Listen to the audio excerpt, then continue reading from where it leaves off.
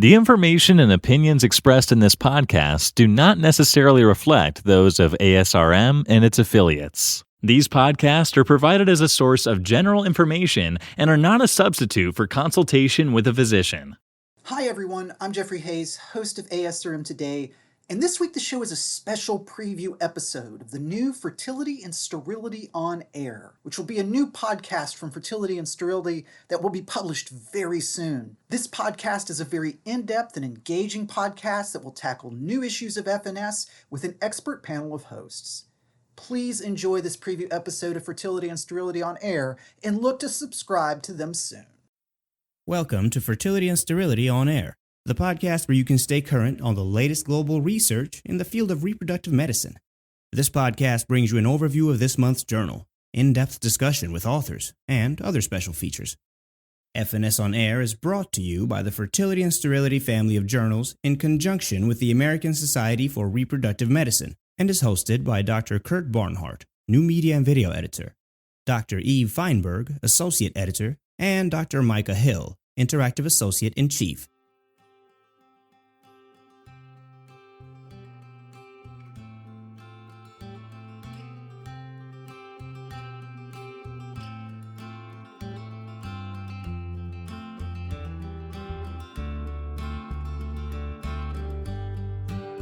Hello, everybody. I'm Kurt Barnhart, the media editor for Fertility and Sterility, and I'm proud to present our inaugural issue of FNS on Air, and we're going to go over the Fertility and Sterility Table of Contents for September 2020, Volume 114. Eve, what's in store for us? Thanks, Kurt. This month's journal has a lot of really great articles ranging from OHSS predictors and outcomes, long-term follow-up of children born after frozen embryo transfer, heritability of subfertility, a case report of the use of a GnRH antagonist for adenomyosis, and compassionate embryo transfer. Great. And as is the case for all issues, we're going to start and go through the whole table of contents, which includes a views and reviews section, occasionally a fertile battle, we have one this month, inklings, ASRM pages, and then a host of original articles categorized in such categories as andrology, assisted reproduction, early pregnancy, environment, epidemiology, genetics, gynecology, reproductive health, and reproductive science. It's my privilege to start with this month's journal because we have a special feature. It's actually a piece written by Dan Domesek about Robert Jaffe in memoriam. In this month's journal, it's very eloquently written, a touching memorandum of Robert Jaffe. Dr. Jaffe enjoyed an iconic, distinguished international career in the field of reproductive medicine. He's well known for his contributions and leaderships, including his directorship at the Center for Reproductive Sciences at the University of California in San Francisco. He was a pioneer in the field of fetal and placental endocrinology and has trained many of us with both grace and professionalism. Of course, we'll all remember his iconic textbook, Jaffe's Reproductive Endocrinology, Physiology, Pathology, and Clinical Management. Dr. Jaffe was a true Renaissance man, and he'll be greatly missed. Eve and Micah, could you become where you are without reading Dr. Jaffe's textbook? Not at all. Yeah, it was my go-to text throughout all of fellowship, for sure. Yeah, he will be missed, but he will be remembered. Next in this month's journal, we have views and reviews, which are one of the most highly rated and highly read aspects of the journal. Let's see what we have this month. Yeah, thank you, Kurt. So there are 3 very nice articles in the views and reviews this month. One is on follicular waves during the menstrual cycle by Bearwald. The second is on hyposignaling and ovarian follicle activation by Sue et al. And the third one is called The Role of Kisspeptins in the Control of the Hypothalamic Pituitary Ovarian Axis, Old Dogmas and New Challenges by Rohan et al. And I think this is a fitting one following what you just discussed about Dr. Jaffe. In this last review, they summarize the current consensus knowledge and open-ended questions on the sites of action, the physiologic role, and even eventual therapeutic implications of kisspeptins in the control of the female reproductive axis. They review the roles of kisspeptin and other KNDY neurons in controlling the HPO axis and mediating estradiol feedback.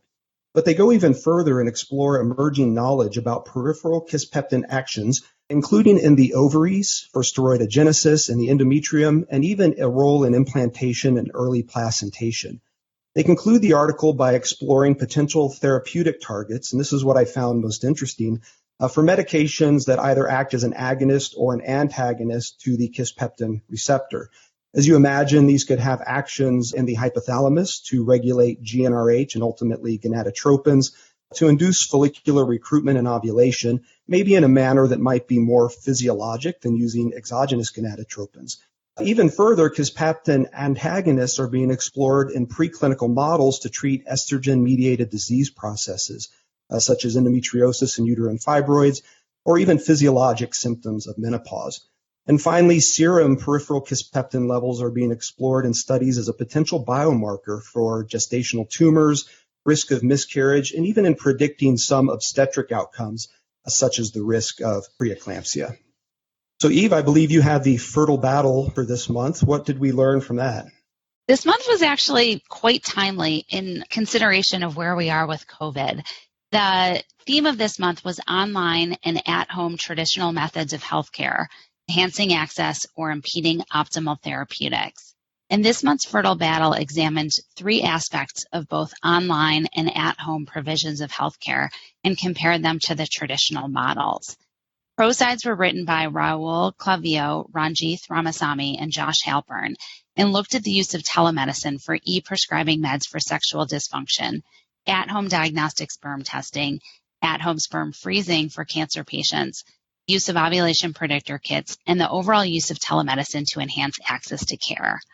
Arguments in favor of these cite decreased patient embarrassment, especially for sexual dysfunction, increased access to infertility care in rural populations, expedient care for cancer patients, and cost savings. The con side were written by Alexis Melnick, Josh Stewart, and Zev Rosenwax, and they argued that the largest limitation of telehealth is the inability to perform a complete physical exam. Male infertility and sexual dysfunction may actually be signals of underlying general health issues or testicular cancers that would be missed by telehealth. The economics of telehealth have not yet been sorted out. The platforms were criticized for not being patient-friendly, and given socioeconomic status disparities, it was suggested that this may further broaden health disparities as patients of lower socioeconomic status may not be able to access care in this manner. However, I think it's quite timely. The COVID-19 pandemic has brought these issues to the forefront of medicine, so dive in deeper and check out this month's Fertile Battle. That's great. The next aspect in the journal is an inkling, and it really feeds into what we just heard in the Fertile Battle. In this inkling, Dr. Mark Sigmund questions whether we need a physical exam in andrology. It's really a poignant question during this COVID pandemic and the advent of telemedicine.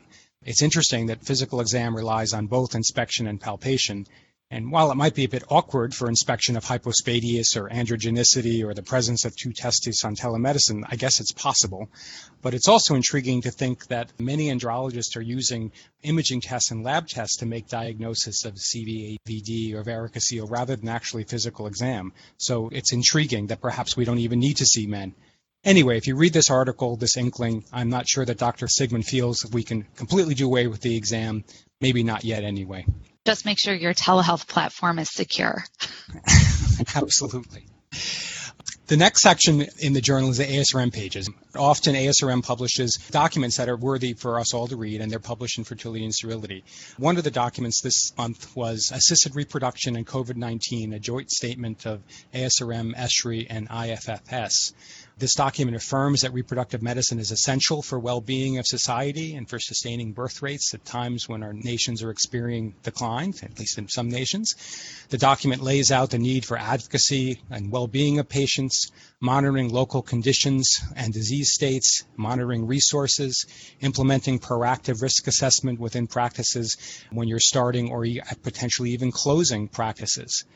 This document very eloquently summarizes the essential nature of reproductive medicine, but the understanding of local circumstances due to the pandemic need to be flexible and to take into considerations of local standards. Eve, this document was needed, and it's very eloquent, but was there any controversy in this? No, so I was one of 6 authors that participated in the discussions and ultimately the writing of the document. And it was amazing to see that so many of us from around the world were all exactly on the same page. Oh, that's great. I mean, I'm not sure anything is surprising, but certainly it needs to be said.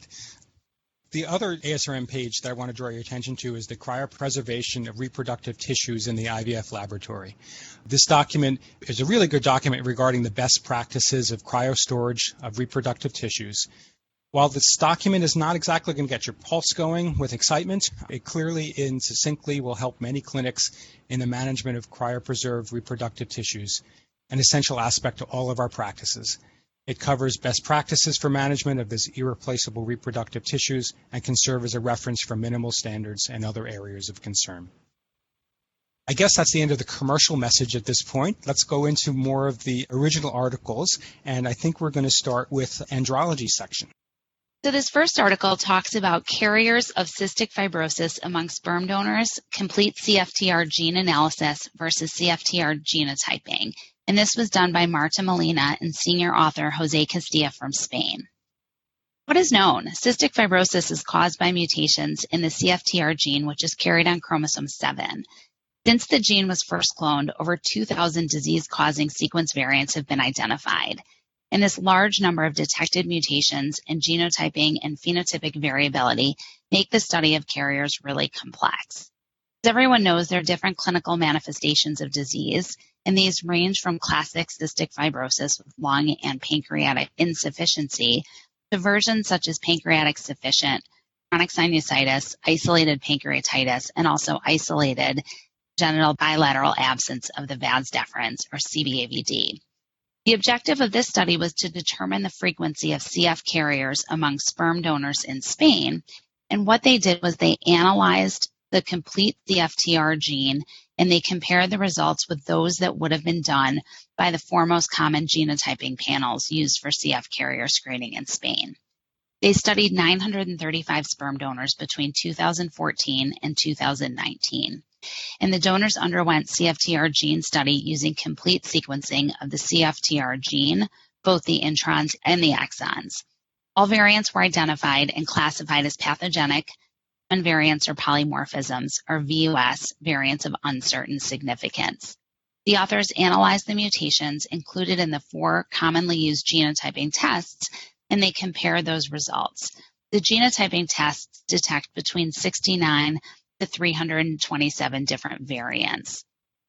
The variants that were identified in all 4 of the commercial genotyping tests were referred to as common, and those that were identified in just one of the tests was referred to as exclusive. What they found was the frequency of carrying any CF mutation was 1 in 6. This is really remarkable. So 159 of 935 sperm donors were found to carry at least one pathogenic variant of the CFTR gene. The study highlights some really important points. First, you can't exclude a sperm donor that carries a CF mutation. With a 1 in 6 carrier frequency, elimination of all CF donors would greatly reduce the donor pool. What the study also highlights is that we should consider moving from a genotype-based testing to sequencing of the CFTR gene for both donors and recipients. I think genetic counseling is really needed for women using donor sperm to understand both the nuances and the risk of disease. Thanks, Eve. There's also a second article in the andrology section, and this one's entitled Identification and Treatment of Men with Phospholipase Zeta Deficiency, or Defective Spermatozoa. As a background, we all know how absolutely vexing complete fertilization failure can be, and unfortunately it's all too common in IVF. Sometimes, or I guess most times, this is thought to be a sperm problem, but it can also be an egg activation problem. And one of those enzymes related to egg activation is phospholipase zeta. This enzyme is related to cortical granule release of calcium in the oocyte at fertilization, part of the activation process of the oocyte. In this paper, the authors from Cornell, Dr. Chiang and senior author Dr. Palmero, identified 114 couples that had adequate sperm for ICSI, but fertilization rate was less than 10%, and in many cases was a complete fertilization failure. They took the sperm and they tested it for functional, genetic, and epigenetic assays to identify sperm mutations that may be linked with failed fertilization. The goal of the study was to find out if the problem was really linked to the sperm or whether the problem perhaps was linked to the egg. The authors found out in about half of the cases there was a confirmed sperm-related oocyte activation deficiency due to the phospholipase C zeta assay. They also found specific genetic mutations associated with spermiogenesis and embryo development. So after they identified these potential issues, the couples went back for a subsequent IVF cycle with a modified supraovulation protocol to maximize oocyte maturity. This sounds unneeded, but if you think about it, what they're really trying to maximize is the cytoplasmic and nuclear maturation, therefore allowing perhaps better fertilization. Concomitantly, sperm were treated with streptolysine O, an agent that permeates cell membranes, and eggs were exposed to a calcium ionophore. These couples then underwent a subsequent cycle with ICSI and the modified simulation protocol, and they found out that the fertilization was actually now compatible with historical controls and dramatically improved. The novelty of this study is the attempt to attribute fertilization failure to either the egg or the sperm. It also demonstrated that specific treatment of either would result in dramatic improvements of fertilization, number of oocytes created, number of live births in subsequent cycles. Certainly, there's some limitations in this open-label study, but it adds exciting data to the possibility that we might be able to identify related egg activation deficiency and that it might be able to be treated. So really good work out of the Cornell laboratory. Great. Thank you, Dr. Barnhart. So now we're moving on to the assisted reproduction section of the journal. First article we have looks at gonadotropin dosing and adverse IVF outcomes. The existing literature on this is very mixed or even controversial as to whether gonadotropin dosing has adverse effects on IVF outcomes. One of the challenges in interpreting this literature is that higher doses of gonadotropins are also associated with poor predictors of IVF success, such as advancing reproductive age and diminishing ovarian reserve. Further, many studies, or most of the studies that have asked this question, have looked at fresh IVF cycles where we may have a direct adverse endometrial effect and we can't tease out a potential oocyte effect.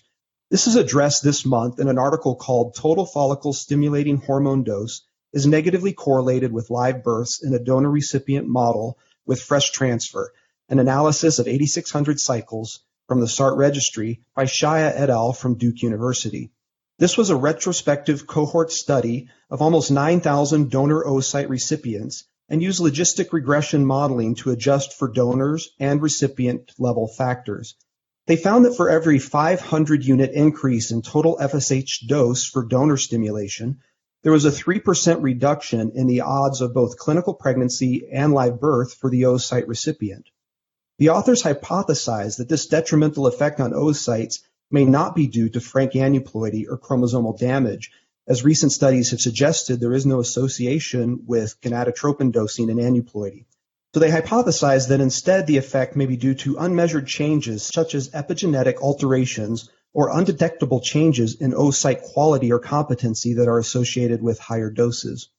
Jason Fernaziak, in the reflections piece on this article, outlined the potential weaknesses of using a SART registry database to attempt to answer this question.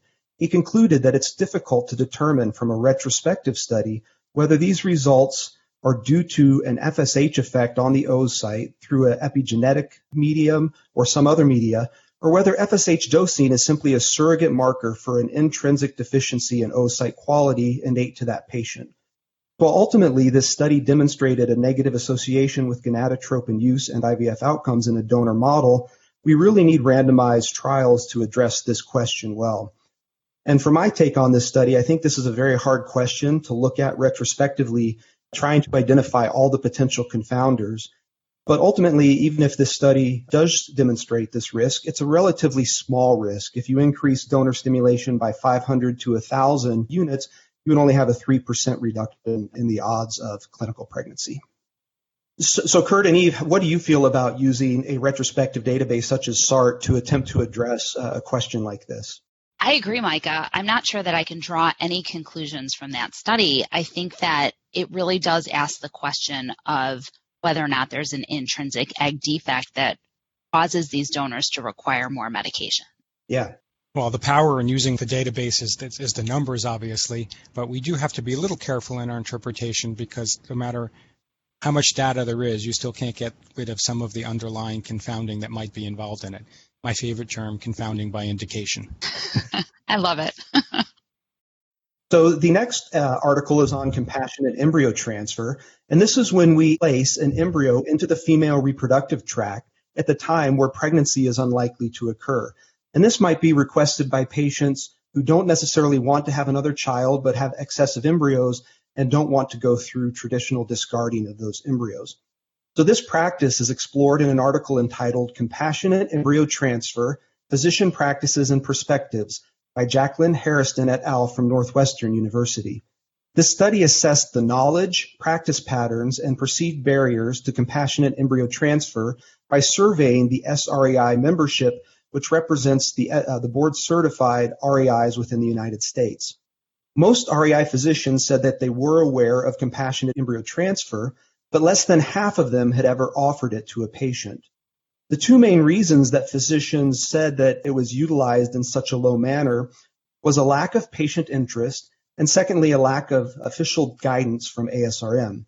The authors concluded that practices should develop written policies about compassionate embryo transfer, and they recommended that ASRM consider developing a guidance document or even an ethics document on this practice.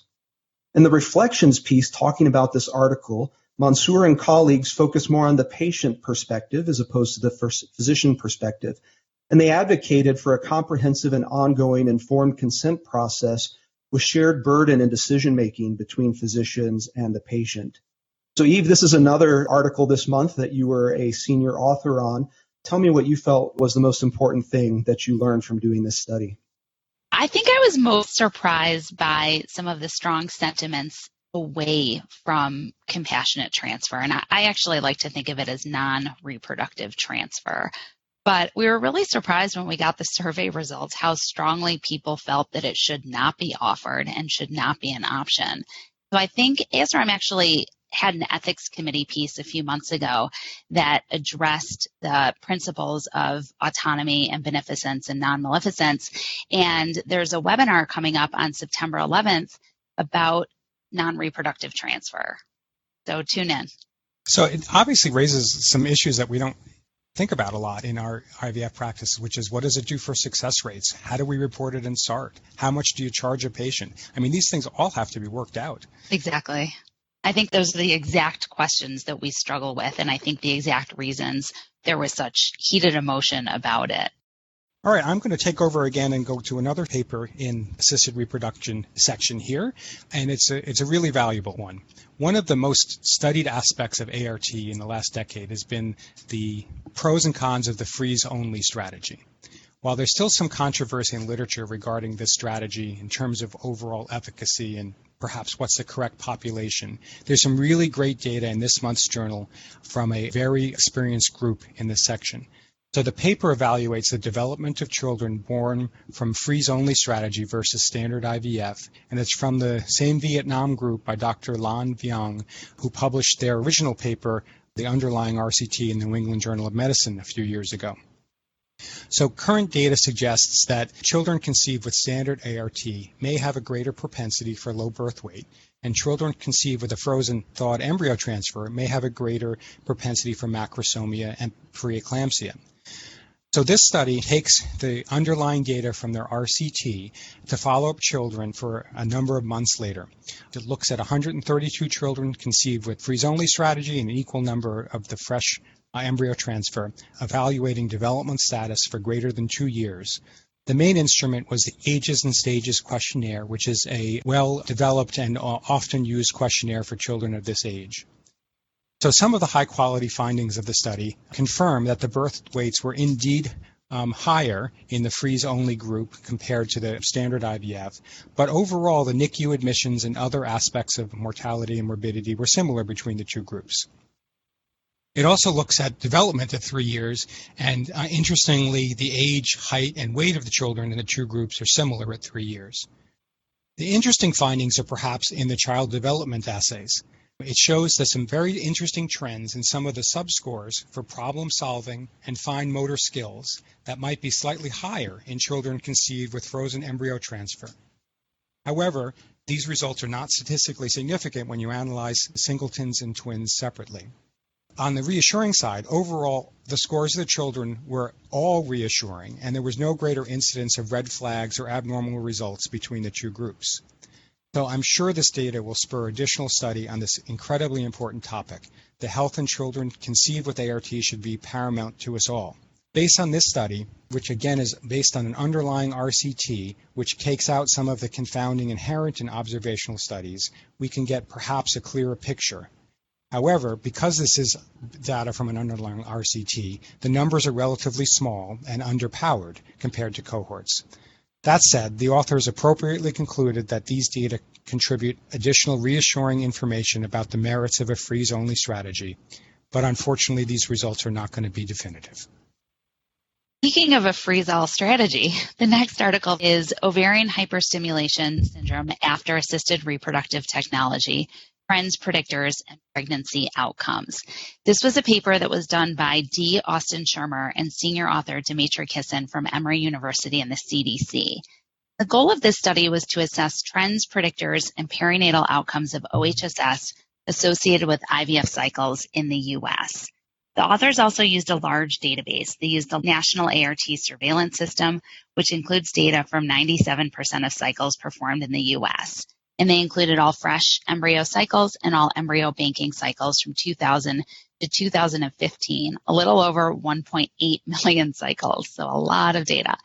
They calculated the rate of moderate and severe OHSS as well as any OHSS and the use of GnRH antagonist where those data were available. They then compared the distribution of treatment characteristics for cycles complicated with OHSS. They studied age, BMI, race, number of prior pregnancies and outcomes, infertility diagnosis, and hospitalizations for complications and cycle cancellation. They did multivariable regression to assess predictive factors for OHSS in two groups. The first group that they looked at was fresh autologous IVF cycles with embryo transfer, and the second group was embryo banking cycles. What did they find?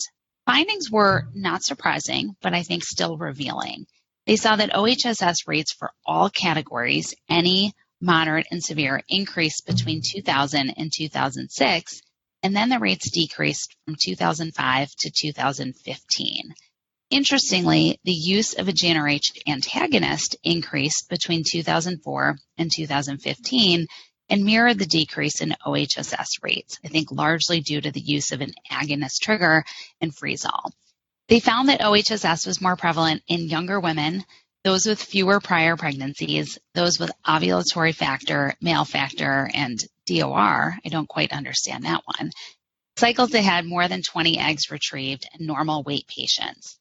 In Group 1, fresh cycles, adjusted relative risk was highest in cycles with more than 30 oocytes compared to those with 11 to 15 oocytes. Risk of ovarian hyperstimulation was reduced in cycles with antagonist when that was used. In terms of the neonatal outcomes, I think what made the study so interesting was they found that OHSS was associated with a 30% higher risk of low birth weight in preterm delivery. But the unadjusted mean birth weight with OHSS was over 3,000 grams, and the unadjusted mean gestational age was 38.4 weeks. So clearly, normal weight and normal gestational age in singleton gestations. In all multiple gestations, OHSS was associated with an increased risk of second trimester loss, and I think this is one of the findings that was most surprising. The unadjusted mean gestational age of delivery with OHSS was 34.6 weeks, compared to 35.6 weeks, so a week earlier in those with OHSS. The take-home message of this article is that the risks of OHSS are predictable, and for the health and safety of the patient and the fetus, aggressive measures should be taken to reduce the risk of OHSS. Kurt, I'm going to pass this off to you for your next article between IVF and placental disease. Terrific. Thank you, Eve. This article that we're going to talk about next is the association between in vitro fertilization and ischemic placental disease by gestational age. The authors come from Beth Israel and Boston IVF, Drs. Catherine Johnson and Dr. Anna Modest. Micah and Eve, we have a lot of conversations about what we do in ART and how it affects placentation.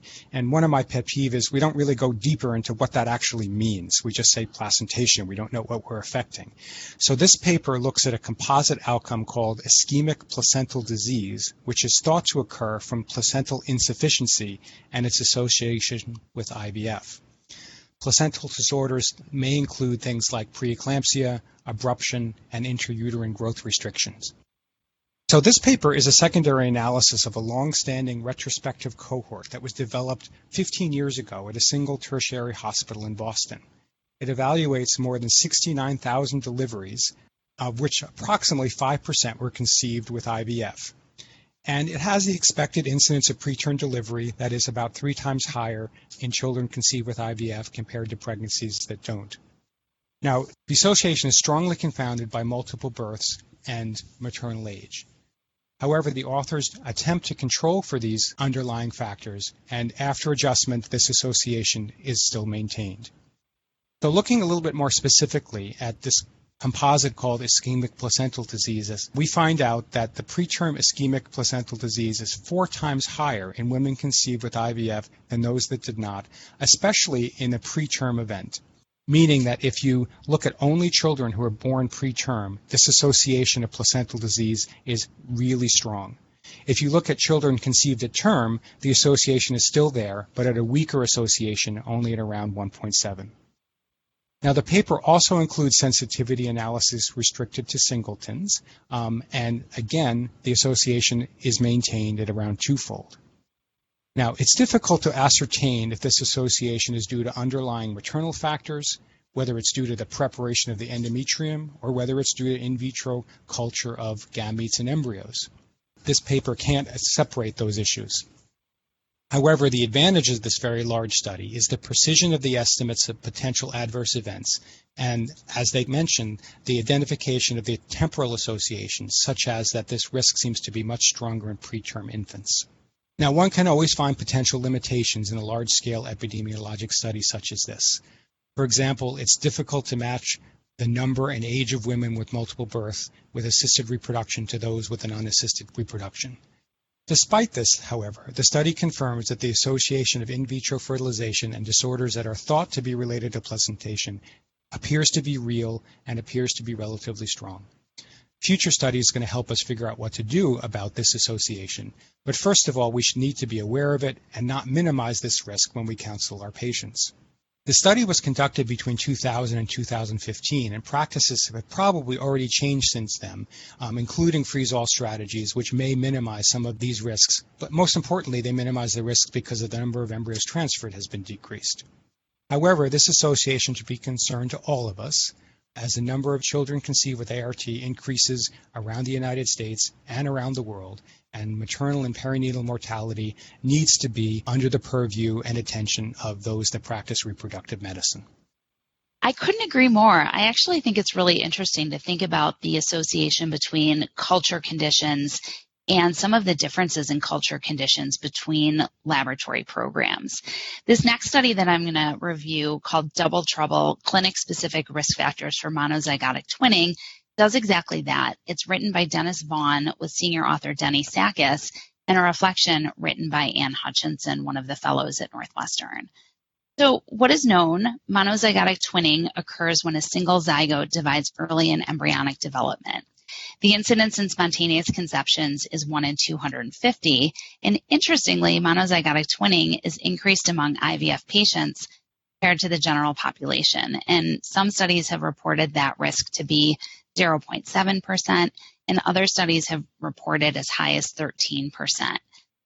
Not surprisingly, monozygotic twin pregnancies carry higher risks of miscarriage, IUFD, IUGR, and preterm birth. And the objective of this study was to investigate risk factors for monozygotic twinning using a large electronic database. The authors were looking to find clinic-specific incidence of monozygotic twins and whether practice patterns such as type of media or method of cryopreservation were associated with monozygotic twin risks. This was a retrospective case control study of monozygotic pregnancies from 5 large US-based IVF clinics. They extracted data from a single electronic medical record, eIVF, and cycles were included between 2004 and 2016. So again, possibly some changes in culture media between those years. Only autologous cycles with a single embryo transfer that resulted in pregnancy were included in the analysis. They took it one step further. They did sex confirmation, and twin pregnancies with discordant sex were excluded from the analysis. They also used viable singleton pregnancies as the comparison group. So what did they find? There were 235 monozygotic pregnancies and 8,514 singleton pregnancies in the comparison group. The overall monozygotic twin rate was 2.7%. They did a stepwise logistic regression to test for an association between risk factors for monozygotic twins and the likelihood of monozygotic twins. What the authors found was that the clinic where IVF was performed was a risk factor for monozygotic twins. Age, cycle type, and media type were not significant risk factors. The authors then looked at risk factors by cycle type, fresh and frozen.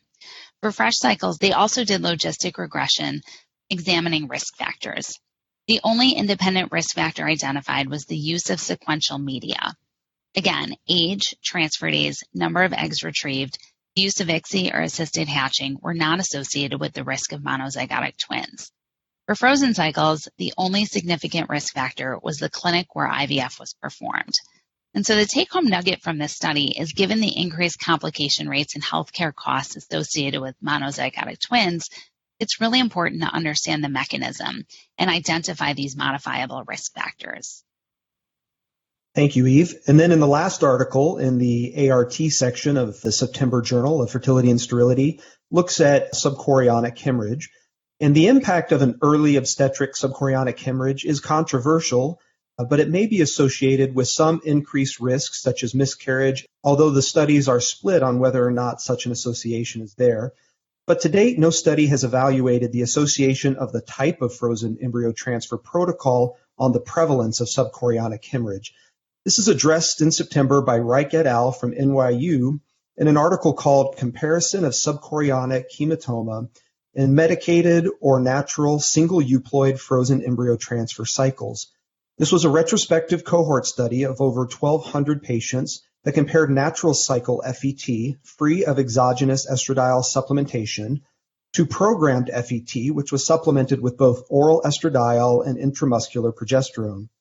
Subchorionic hemorrhage was higher in programmed FET cycles at 14% versus only 7% in natural cycles, so it was twice as likely to occur. While programmed cycles had higher estradiol levels, when they evaluated estradiol independently, it was not associated with the likelihood of having subchorionic hemorrhage. So it was not the higher estradiol itself in the programmed cycles that led to this increased prevalence. Interestingly, the prevalence of SCH in the study was not associated with an increased risk of miscarriage, consistent with some of the prior literature. In the reflections piece from Rides and colleagues, this paper is discussed in the broader context of the role of a corpus luteum in ART, and that has implications in many of the papers that we are discussing in this article in September, because there is a increasing body of data showing that the presence of a corpus luteum in assisted reproductive technologies may actually be protective against adverse obstetric outcomes.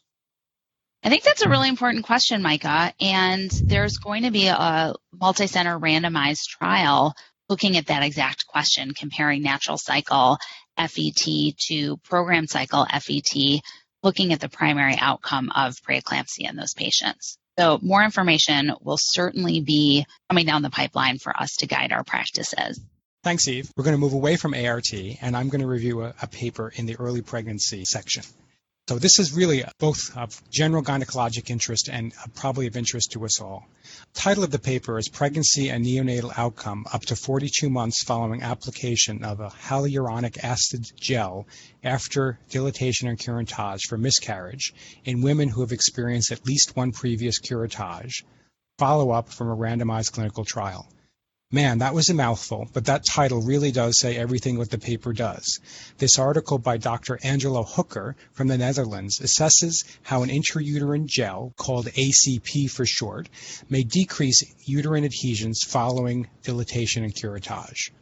Now, miscarriage is unfortunately all too common, and surgical management is still one of the mainstays of treatment. Intrauterine adhesions are a well-known complication, which at a minimum can lead to perhaps pain and menstrual cycle changes, but really can also lead to decrease in fertility and Asherman syndrome. So this prevention trial follows up that of a randomized trial published in Fertility and Sterility in 2017, where The primary study shows that you can decrease adhesion rates by more than 50%, from 30% to 13%, and showed an accumulated pregnancy rate 12 months after therapy that was also higher, with a relative risk of about 1.5. This current study looks at the same study population, but now we have a longer follow-up of around 42 months. So the authors were able to follow about 150 people equally distributed between the intervention group and the control group. The main finding of the study was that the intervention resulted in a decrease in miscarriage and an increased live birth rate of around 30% compared to no treatment at all. This increase was even stronger when you looked at a population of women who actually were trying to conceive, as opposed to lumping all women together. It also showed that the time to conception was about 15 months shorter. So the bottom line is that this ACP gel, which is an auto-cross-linked hyaluronic acid gel placed in the uterine cavity after surgical management of a miscarriage, actually may have some benefit. Now, many of the trends in this study did not reach statistical significance due to the fact that it is a secondary analysis of a randomized trial and lacked the power. But overall, this is a very nice study demonstrating the possible benefits of adding a gel at the time of D&C. Certainly, we need high-quality RCTs to demonstrate that this effect is long-lasting and what is the order of magnitude, but this data is very encouraging. There's a very complimentary editorial accompanying this piece, which also describes the history of this ACP gel and why this association is probably evidence-based and not associated with any commercial bias. I think the next section we're going to move to is in the environment. So there's a growing body of literature looking at dietary patterns and potential association with both fertility and even infertility treatment success.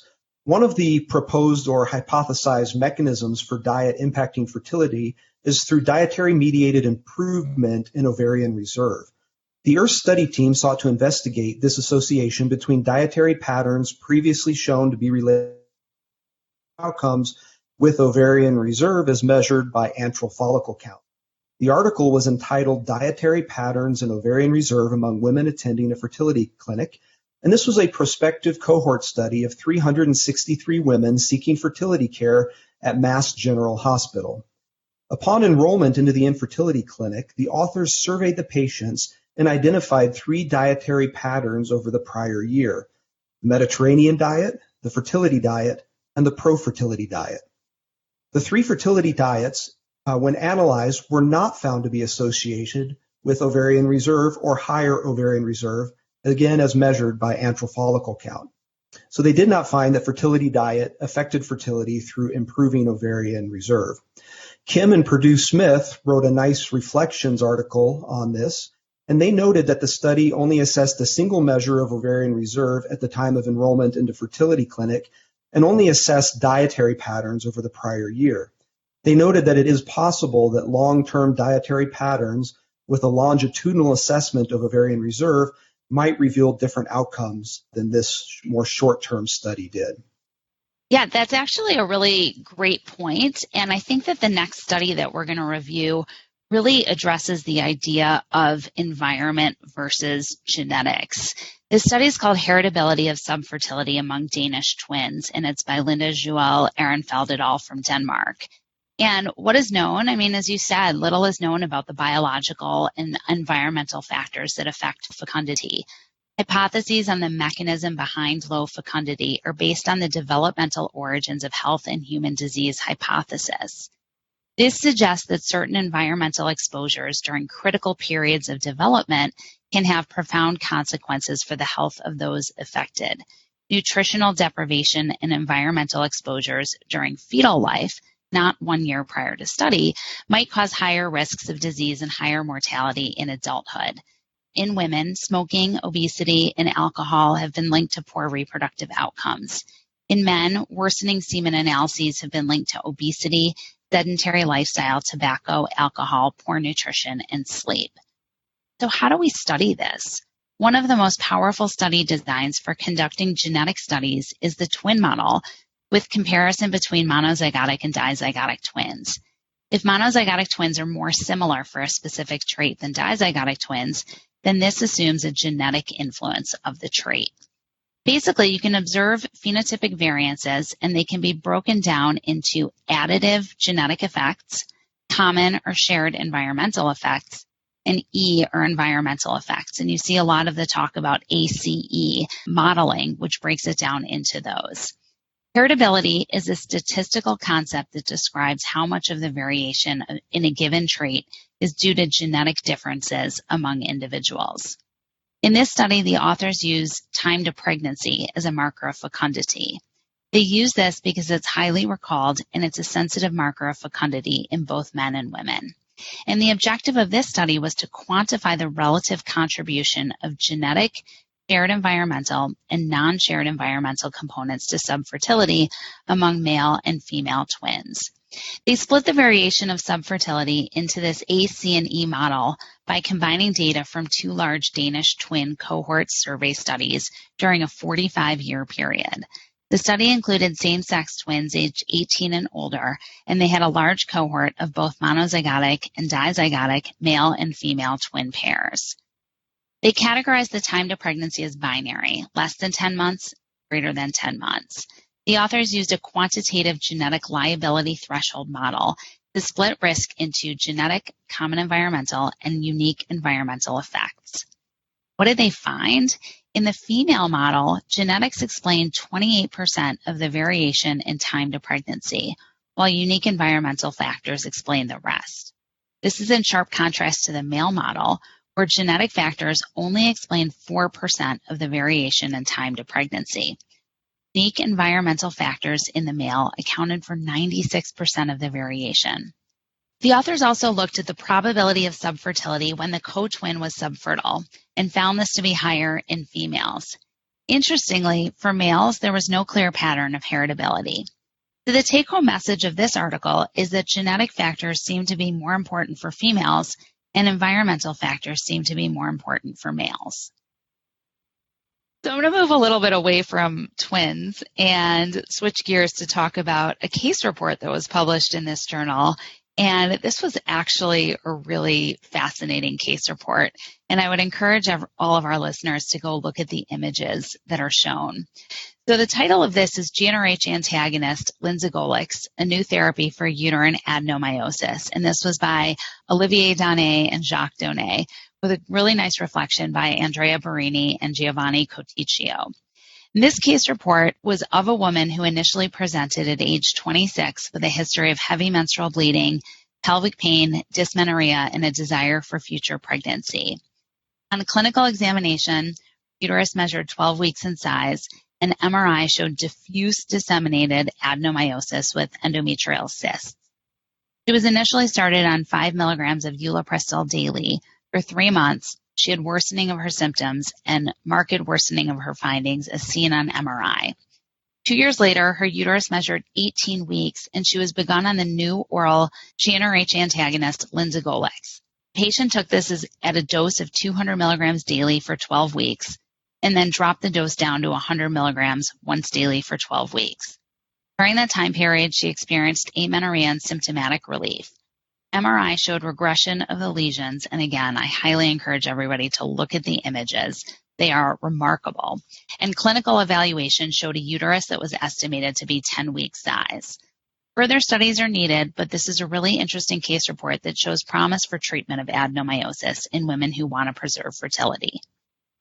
Thank you, Eve. I'm going to make an even greater transition, and we're going to move more to reproductive endocrinology.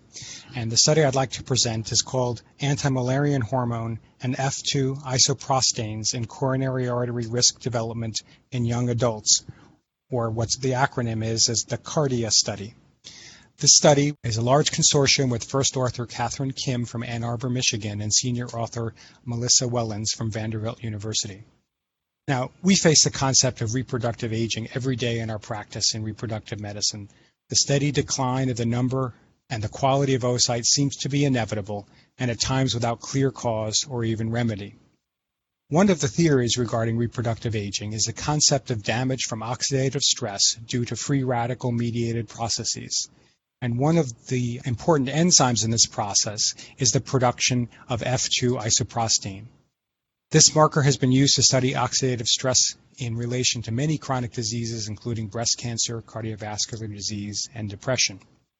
In the Cardia study, since 1985, this group has been following 400 black and 400 white women in the late reproductive ages, starting and through age 40.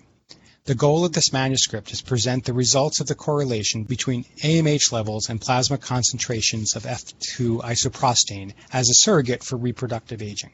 This is a very elegant cross-sectional study. The main finding is that higher levels of F2 isoprostanes are associated with lower levels of AMH. Not only that, this association is stronger in younger women. So therefore, it is hypothesized that this marker, which is also a marker of inflammation, may be one of the most measurable correlates of reproductive aging. Of note, other markers of oxidative stress along this pathway, including oxidative low-density lipoproteins, were not associated with AMH at any level. This begs the question, is this the oxidative stress pathway in general, or just is it a specific marker that correlates both with oxidative stress and inflammation that is the marker of ovarian reserve? This is a very nice epidemiologic study that controls for many measurable potential confounders. The study gets us one step closer to understanding the rate of ovarian aging and how it differs across women, and certainly warrants longitudinal prospective study to determine the temporal relationships between oxidative stress and changes of ovarian reserve. There's a very nice reflection piece by Wendy Vitek and Julia Rijos, which really addresses the question that you all should be thinking.